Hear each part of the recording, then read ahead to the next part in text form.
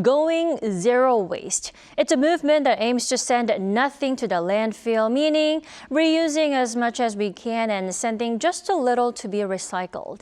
This has become a positive trend and has settled down as a green habit, not only here in the country, but also globally.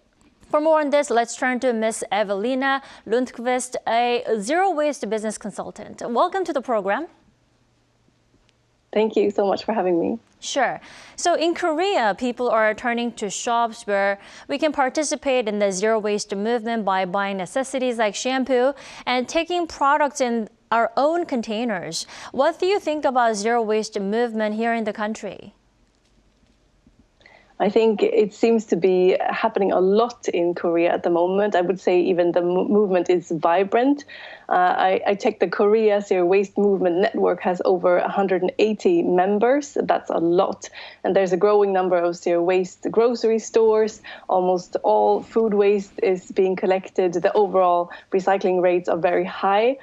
So there's really a lot happening. Of course, there is still a lot to do in terms of reducing the use of single-use plastics and stopping the plastic pollution on beaches and in the ocean, for example. There's a lot to do still.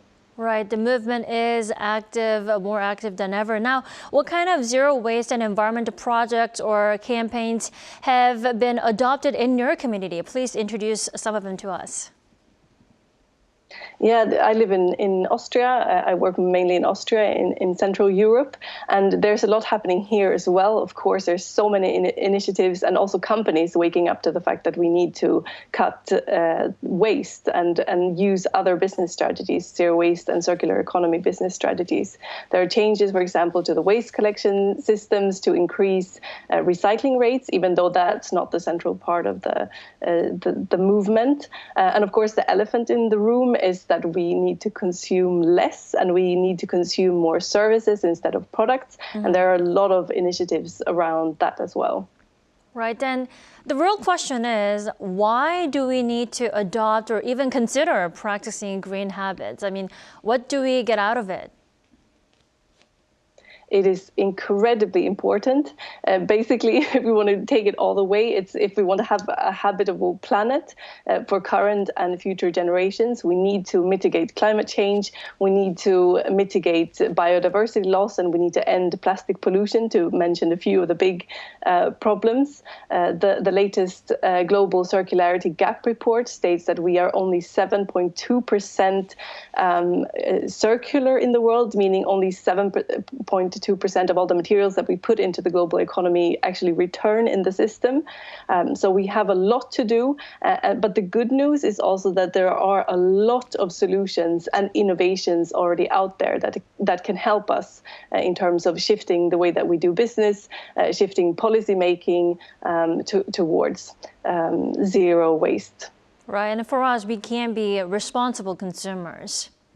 Now, as an definitely, that's super important. As an active environmentalist yourself, how can we become more eco-friendly in our daily lives? I mean, any tips or go-to practices of yours that you can share with us?